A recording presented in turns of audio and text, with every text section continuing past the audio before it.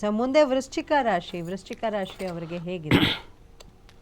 ವೃಶ್ಚಿಕ ರಾಶಿಯವ್ರಿಗೆ ತುಂಬ ಕೆಟ್ಟಿರೋ ರಾಶಿ ವೃಶ್ಚಿಕ ರಾಶಿ. ಭಾಳ ವಿಶೇಷವಾಗಿ ಸ್ವಲ್ಪ ಕೇರ್ಫುಲ್ಲಾಗಿ ಫ್ಯಾಮಿಲಿಲಿ ತುಂಬ ಗೊಂದಲಗಳಾಗುತ್ತೆ, ಫ್ಯಾಮಿಲಿ ಜಗಳಗಳಾಗುತ್ತೆ, ಫ್ಯಾಮಿಲಿನ ಬಗೆಹರಿಸ್ಕೊ ಇದಕ್ಕೆಲ್ಲ ಪರಿಹಾರ ನೀವು ಆಲಂಗುಡಿ ಗುರು ಟೆಂಪಲ್ನ ನೀವು ದರ್ಶನ ಮಾಡಿದ್ರೆ ಇದು ಪ್ರಾಬ್ಲಮ್ ಕ್ಲಿಯರ್ ಆಗುತ್ತೆ. ಮತ್ತು ತಾಯಿ ಕೈಲಿ ಜಗಳ ಬರುತ್ತೆ, ತಾಯಿ ಕೈಲಿ ಜಗಳ ಆಗುತ್ತೆ, ಭಾಳ ವಿಶೇಷವಾಗಿ ತಾಯಿ ಕೈಲಿ ಜಗಳ ಆಗುತ್ತೆ.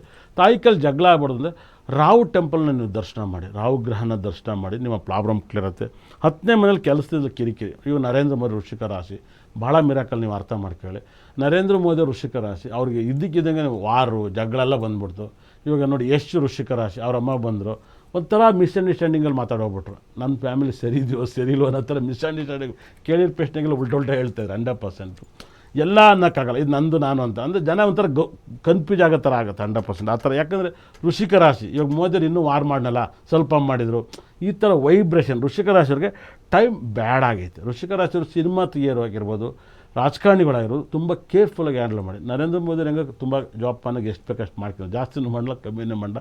ಗುರು 8ನೇ ಮನೆ ಇರೋದ್ರಿಂದ ತುಂಬ ಜಾಗೃತಿಯಾಗಿರಬೇಕು. 8ನೇ ಮನೆ ಇದ್ದಾಗ ಮರಣಗಳು ಜಾಸ್ತಿ ಆಗುತ್ತೆ. ಭಾಳ ಅರ್ಥ ಮಾಡ್ಕೊಳ್ಳಿ. ಇದನ್ನು ನಾವು ಸ್ಟ್ರೈಟಾಗಿ ಹೇಳೋಕ್ಕಾಗಲ್ಲ, ನೀವು ಅರ್ಥ ಮಾಡ್ಕೊಳ್ಳಿ. ನಿಮ್ಮ ವೃಶ್ಚಿಕ ರಾಶಿರು ಕೇರ್ಫುಲ್ಲಾಗಿ ಎಲ್ಲ ಮಾಡಿ. 5ನೇ ಮನೇಲಿ ಶನಿ ಇದ್ದರೆ ಗಂಡ ಹೆಂಡ್ತಿರ ಜಗಳ ಆಗುತ್ತೆ. 5ನೇ ಮನೇಲಿ ಶನಿ ಇರಬಾರ್ದು, ಯಾಕಂದರೆ ಅವನು ಸಪ್ತಮವನ್ನು ನೋಡ್ತಾನೆ. ಸಪ್ತಮ ನೋಡಿದ್ರೆ ಗಂಡ ಹೆಂಡ್ತಿರ ಜಗಳ ಆಗುತ್ತೆ, ತಾಯಿಯಿಂದ ನೆಮ್ಮದಿಲ್ಲ, ಹೆಂಡ್ತಿಂದ ಜಗಳ, ಮತ್ತು ಕುಟುಂಬದಲ್ಲಿ ಅಷ್ಟಮದಲ್ಲಿದ್ದಾನೆ. ಇದೊಂದು ಬಗೆಹರಿಸ್ಕೊಳ್ಳಿ. ನಿಮಗೇನು ನಷ್ಟ ಅನುಭವಿಸೋದ್ಕಿಂತ ನಷ್ಟಕ್ಕಿಂತಲೂ ಕೂಡ ನೆಮ್ಮದಿ ಇರೋಕ್ಕಲ್ಲ, ನೆಮ್ಮದಿ ಹಾಳಾಗುತ್ತೆ. ಲಾಭ ಎಲ್ಲ ಕರೆಕ್ಟಾಗಿರುತ್ತೆ, ನಷ್ಟ ಮಾತ್ರ ನಿಮಗೆ ನರ್ಕವನ್ನು ಕೊಡುತ್ತೆ, ನೆಮ್ಮದಿ ಕೊಂಚ ಡಿಸ್ಟರ್ಬ್ ಆಗುತ್ತೆ. ಅದು ಬಿಟ್ಟರೆ ಇನ್ನು ಸೂಪರಾಗಿರ್ತಾರೆ ವೃಶ್ಚಿಕ ರಾಶಿಯವರು.